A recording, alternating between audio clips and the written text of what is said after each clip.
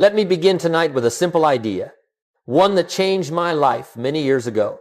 Success is nothing more than a few simple disciplines practiced every day. That's what my mentor used to tell me. And then he leaned in with that quiet seriousness he had and said, and failure, just a few errors in judgment repeated every day. Now that's a warning worth listening to, because most people don't lose their dreams in one dramatic moment. No, life usually doesn't collapse that way. Most people lose their dreams in the small hours, in the quiet corners, in the days where they say, it's not a big deal if I skip today. One day becomes two, two becomes a week, and a week becomes a habit, the habit of drifting. And drifting, my friends, is the slowest form of losing. You don't feel it at first. You don't see it. But time keeps score, whether you do or not. Tonight I want to share with you what I consider one of the most important warnings Jim Rohn ever tried, to give a warning about consistency, about the daily disciplines that make or break your future. Because if there's anything that shapes a life, it's not what you do once in a while. It's what you do every day, every week, every season of your life. And the tragedy is this: most people underestimate the power of today, and they overestimate the promise of tomorrow. So let's talk about it. Let's talk about the warning, the principle, the truth that separates the people who rise from the people who settle. And it all begins right here, with the understanding that your life is being shaped quietly, steadily by what you do when no one is watching. Now let's talk about one of the most dangerous ideas you can ever let into your mind. It's subtle, it's quiet, and it comes disguised as innocence. The idea sounds like this: one day won't matter. My friends, that is the silent enemy of progress. One day won't matter. That's what the man says before he abandons his goals. One day won't matter. That's what the woman says before she loses her momentum. And here's the truth. Jim Rohn tried to teach all of us. Every day matters, because every day is a vote for the person you are becoming. A missed workout doesn't ruin your health. A skipped study session doesn't erase your knowledge. A day without discipline doesn't destroy your life. But each one weakens the thread just a little. And the thread that breaks is never the thread you notice. It's the one that wore down quietly, slowly, invisibly. That's why inconsistency is so dangerous, because it feels harmless. You skip today, nothing happens. You skip tomorrow, still nothing. And because nothing happens, you think nothing is happening. But something is happening. Your character is being shaped. Your habits are being rewritten. Your future is being negotiated behind your back. Consistency is like planting seeds. You don't see the growth right away, but the roots are forming.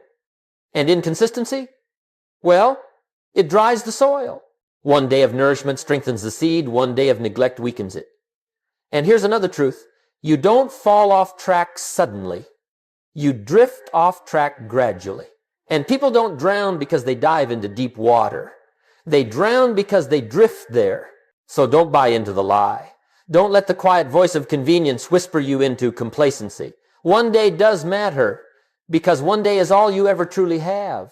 Your entire life is built one sunrise, one decision, one discipline at a time. Now let's move to a lesson Jim Rohn repeated over and over again, and for good reason.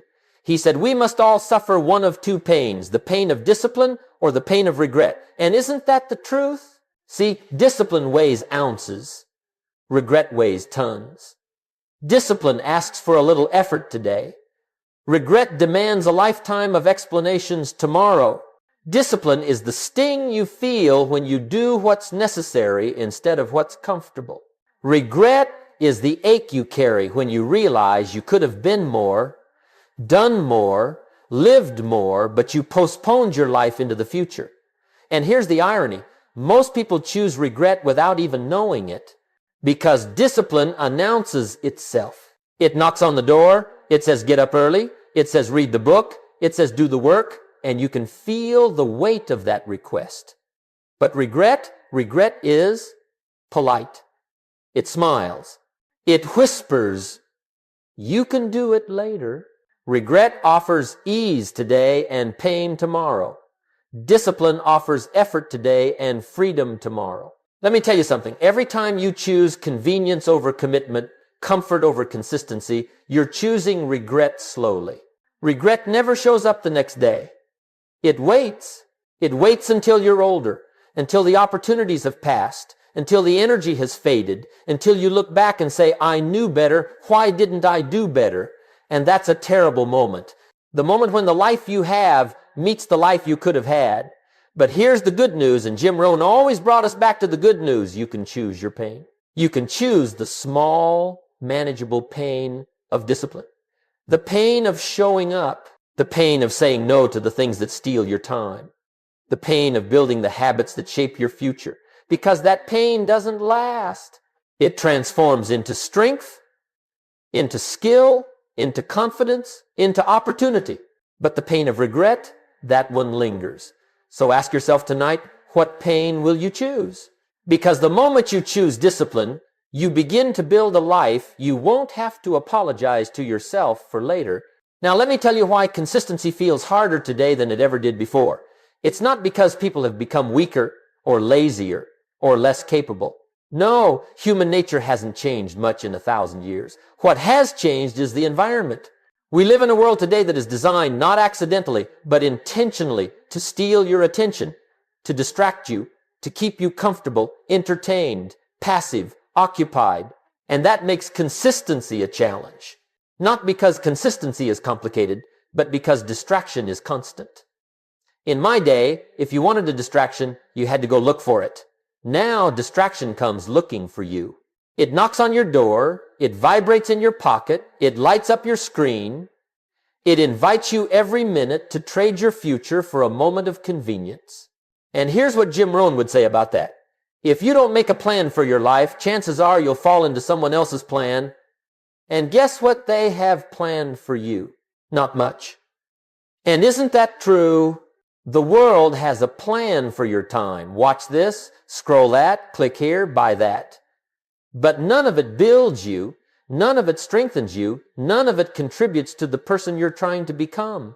See, consistency isn't harder today because discipline is harder. Consistency is harder because the noise is louder. And if you're not careful, the noise becomes normal. You wake up, reach for the phone before your thoughts, check the world before you check your goal, react before you reflect, and when you live in reaction, you lose intention. And when you lose intention, you lose consistency. So here's the challenge. You must become the guardian of your attention. You must protect your mornings, protect your energy, protect your focus, because if you don't, the world will use it for you and it will spend your life on things that don't matter. Consistency isn't about having more willpower. It's about having fewer temptations. It's about simplifying the battlefield. When you limit the noise, clarity returns. When clarity returns, consistency becomes possible again. And when consistency becomes possible, my friends, your whole life begins to change. Now let's expose the 4 great lies that quietly destroy a person's consistency. And these lies are subtle, very subtle. They don't arrive with alarms or warnings. They come softly, gently, almost politely, and that's why they're dangerous. The first lie says, I'll start tomorrow. Oh, that's a classic. And let me tell you what tomorrow is. Tomorrow is the easiest day to work because it never arrives. You wake up and it's today again. And today asks you for effort. Today asks you for commitment. Today asks you to choose the discomfort that builds your character. That's why most people choose tomorrow. It's full of promise and empty of responsibility. But remember this. If you don't start today, you won't start at all. The second lie says, I need to feel motivated first. And that's a charming idea, but it's false. Motivation is a visitor. It shows up when it wants, stays briefly, and leaves early. Discipline is a resident. It lives with you. It works even on the days when you don't feel like working. And here's the great misunderstanding. People think they need motivation to begin, when in truth, motivation often arrives after you begin. Action creates energy. Movement creates momentum. Start first, the feeling will follow. The third lie is the one we've all used at some point. I don't have time. But Jim Rohn used to say, no, you don't lack time, you lack priorities. And isn't that the truth? The moment you say you don't have time, you remove responsibility from your own hands. But the truth is simple. You always have time for what you value. And if you don't value your future enough to give it time today, the future has no reason to give you its rewards tomorrow. Time is equal. The difference is what we choose to do with it. And the fourth lie, the quietest one, says, nobody will notice if I stop.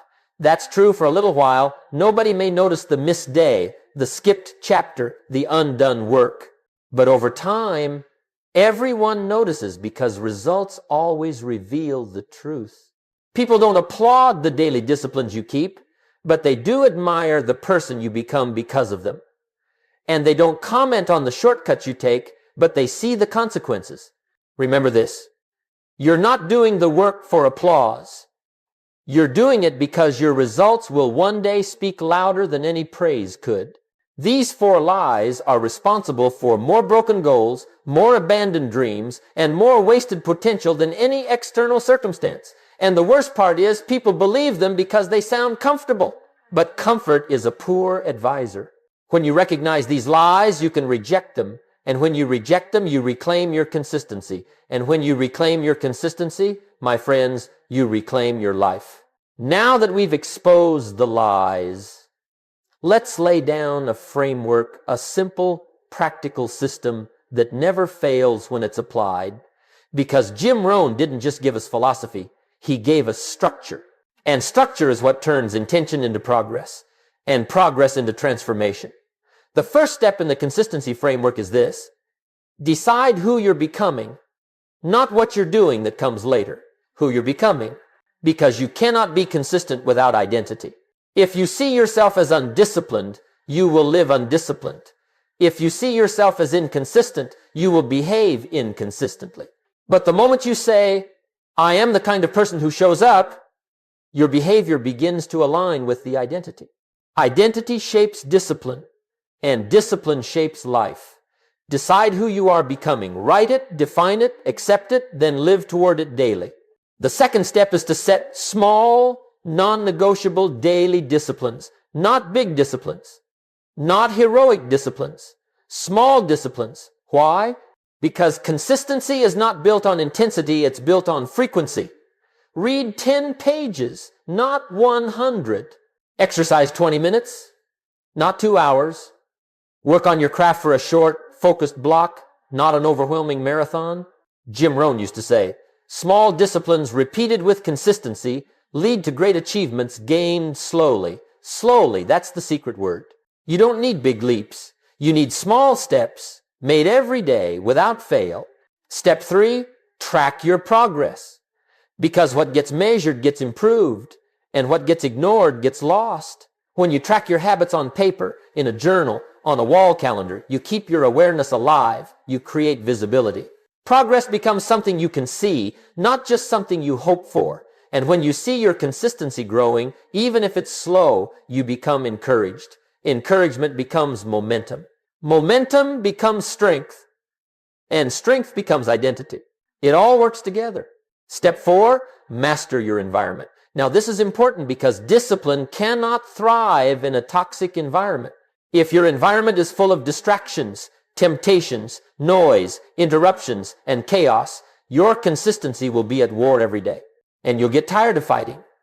So make the environment work for you, not against you. Remove the junk. Remove the distractions. Remove the friction between you and the behavior you want. Bring your goals closer. Put your tools within reach. Build surroundings that support your future, not sabotage it. Your environment should encourage the person you're trying to become. And here's step 5, the most important of them all. Focus on becoming, not achieving. Most people do the discipline to get the reward, but the wise person does the discipline to become the kind of individual who deserves the reward. When you work on the discipline, you are working on the person. And when the person improves, everything improves. The habits, the consistency, the results. Jim Rohn taught this beautifully. Success is not something you pursue. Success is something you attract by the person you become. So don't just chase outcomes, build character. Don't just set goals, build identity. The discipline shapes you, and the transformed you collects the results naturally. This is the framework. Identity, small disciplines, tracking, environment, character, simple, clear, powerful. And if you follow it daily, not perfectly, But daily consistency becomes your ally. And when consistency becomes your ally, success becomes predictable. Now let me give you a piece of assurance, a little comfort wrapped in a little truth. Even the most disciplined people in the world miss a day. Even the most committed fall off course. Even the most focused get distracted. Nobody walks the path of consistency without slipping. The difference lies in how long they stay down. Jim Rohn used to say, it's not what happens to you that determines your future. It's what you do about what happens. And that means this: breaking consistency is not the problem. Staying broken is. So let me give you what I call the comeback protocol. 4 simple steps that bring you back to the path before inconsistency becomes your new lifestyle. Step 1 is admit it quickly. Don't justify. Don't excuse. Don't negotiate. The moment you say, I slipped, you regain control. The danger isn't in the mistake. It's in pretending the mistake was harmless.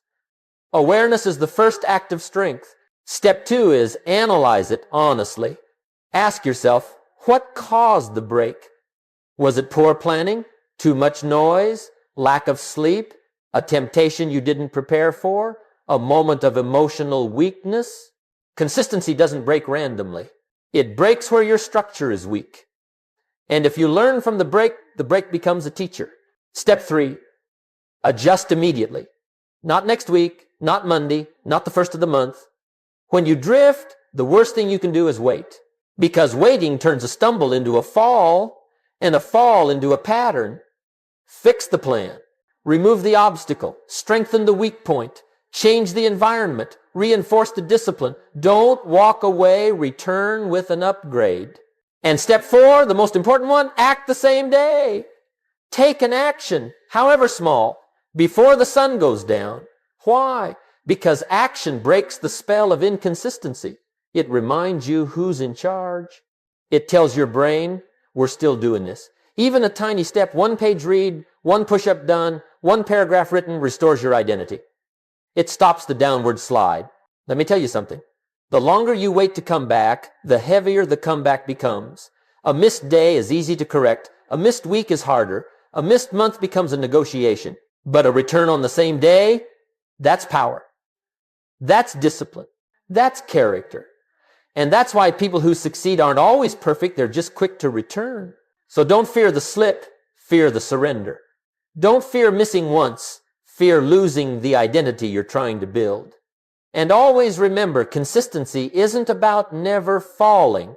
Consistency is about falling less, recovering faster, and rising stronger every time. Now, let me share with you one of the greatest principles ever taught in personal development, the compound effect. A principle so simple that most people underestimate it, and yet so powerful that it governs almost every area of your life. Jim Rohn would say, success is not doing extraordinary things, it's doing ordinary things extraordinarily well consistently. And that's the compound effect. It's the quiet accumulation of small disciplines repeated over long periods of time. At first, you don't notice anything. You read your 10 pages a day, no applause. You exercise 20 minutes, no transformation. You save a little money, no financial miracle. And because nothing happens immediately, most people quit. They plant the seed, they water it once or twice, and then they complain there's no tree. But the wise person understands the first stage of consistency is invisible. The roots grow before the fruit shows. And here's where people misunderstand life. They think results are supposed to appear right after effort.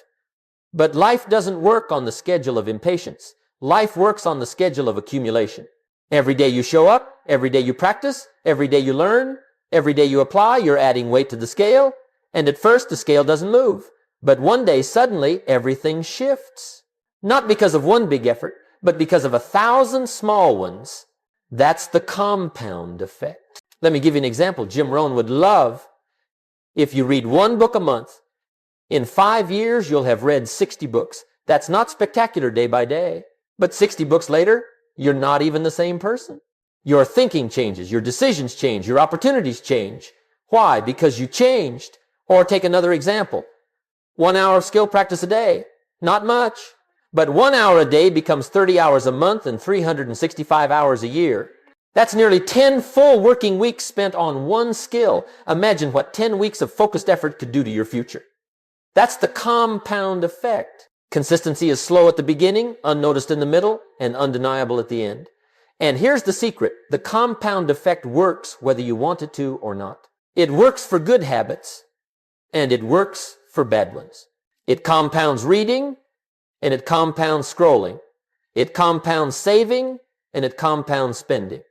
It compounds discipline, and it compounds neglect. Every small decision tilts the direction of your life slightly at first, dramatically later. And one day, and this is the beautiful part, your consistency pays you back in a way that makes people say, how did you get so lucky? But luck had nothing to do with it. You worked in silence. You sacrificed quietly. You showed up when no one was watching. You laid the bricks day after day. And when the compound effect finally showed itself, it looked like a miracle. But it wasn't a miracle, it was math. The math of discipline, the arithmetic of improvement, the geometry of patience. So if you're in the early stages and nothing seems to be happening, don't be discouraged. Something is happening. The roots are forming. The foundation is strengthening. The future is quietly preparing itself for the moment your effort becomes visible. Keep going. Don't speed it up. Don't slow it down. Just keep going. Because once consistency compounds, it becomes unstoppable. Now, as we bring this message to a close, let me leave you with one final warning and one final invitation. Because everything we've talked about tonight, every principle, every truth, every discipline leads to this single moment, the moment of decision. Jim Rohn used to say, your life does not get better by chance. Your life gets better by change. And change begins the day you decide that your habits will shape your destiny, not your mood, not your circumstances, not your excuses, just your habits. So here's the warning. If you don't take control of your days will take control of you, and life has a way of slipping through your fingers quietly, not in disasters, but in delays, not in tragedies, but in postponements, not in failures, but in almosts. Almost started, almost committed, almost consistent. And almost is a thief. It steals potential. It steals time. It steals the life you could have lived.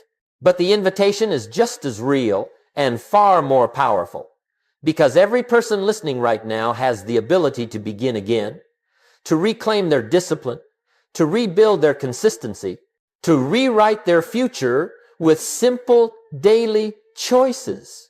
You don't need a new year. You don't need a Monday. You don't need permission from the world. You only need one thing, a decision made tonight. Decide that from this day forward, your life will be built through the small disciplines that move you forward. Decide that the future version of you, the stronger you, the wiser you, the more capable you will look back at this moment with gratitude. Decide that you will not live a life apologizing to yourself for what you could have been. Decide that your results, not your words, will speak for you. And when tomorrow comes, because it will begin small, begin quiet, begin humble, but begin because the world may not notice the work you do in the dark, but it will certainly notice the life you create in the light. So start today, start now, start where you are, stay consistent, stay committed, and let your future self applaud your courage.